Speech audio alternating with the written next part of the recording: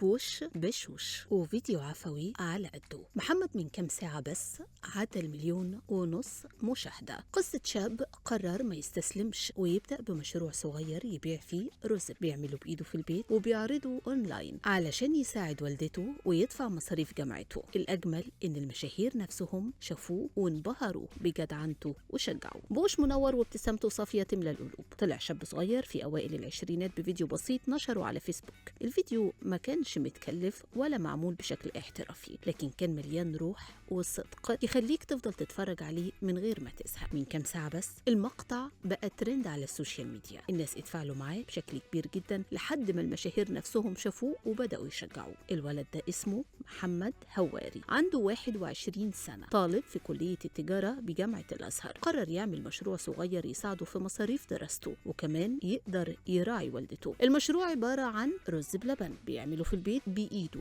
ومش نوع واحد، عامل 3 أنواع بأطعمة مختلفة وكلهم شكلهم يفتح النفس. الفكرة كانت طالعة من قلبه، علشان كده وصل بسرعة لقلوب الناس. محمد بيحكي للوطن إنه من وهو صغير متعود يشتغل، عاش مع والدته في العبور بالقاهرة، ومن وهو عنده 12 سنة وهو بيجرب أي شغل يلاقيه علشان يساعد نفسه ويساعدها. اشتغل بياع في السوبر ماركت واشتغل عامل في مصنع، يعني شاف وتعب زي أي شاب مكافح بيدور على رزقه. من حوالي 2 سنين كان واقف في سوق العبور وشاف واحد ماشي شايل كوبايات رز بلبن وبيبيعها. اللحظة دي كانت نقطة تحول بالنسبة له. أنا طول عمري نفسي أعمل مشروع أكل، بس ما كنتش عارف أبدأ إزاي، ولما شفت الراجل ده قلت خلاص الفكرة جت، أجرب والرزق على الله. ومن هنا بدأ يطبخ الرز باللبن في البيت ويعرضه أونلاين على الفيس والإنستا. الفكرة بدأت صغيرة جدا، مجرد صور وبوستر، بس محمد كان بيجتهد يوم ورا التاني. شوية بشوية الناس بدأت تطلب أكتر، وثقوا في شغله، نظافته،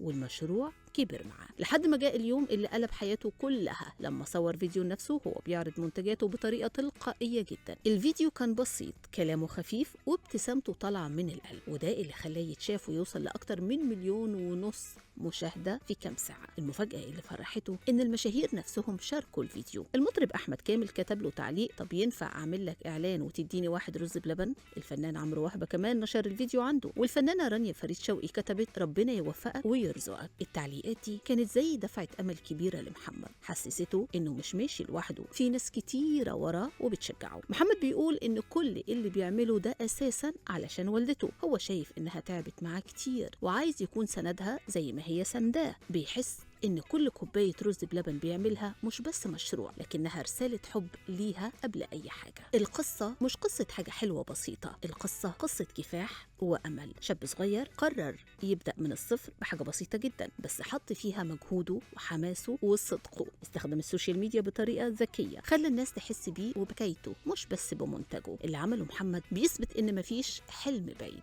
أي فكرة مهما كانت بسيطة ممكن تكبر وتنجح لو وراها شغل وإرادة. هو مثال حي إن الشاب المصري عنده القدرة يبتكر ويبدأ من ولا حاجة ويخلق قصة نجاح توصل لكل الناس. محمد لسه عنده طموح يكمل، بيقول إن نفسه في يوم يفتح محل كبير باسمه ويكون ليه ماركة خاصة، بس اللي حصل له في الأيام اللي فاتت كفاية يدي أمل لأي حد فاكر إن الظروف أقوى منه. في الآخر قصة محمد بقت مش مجرد فيديو ترند، بقت رسالة لكل الشباب: ابدأ من أي حاجة، حط قلبك فيها، وهتلاقي باب رزق مفتوح، وهتلاقي ناس بتشجعك وتدعمك.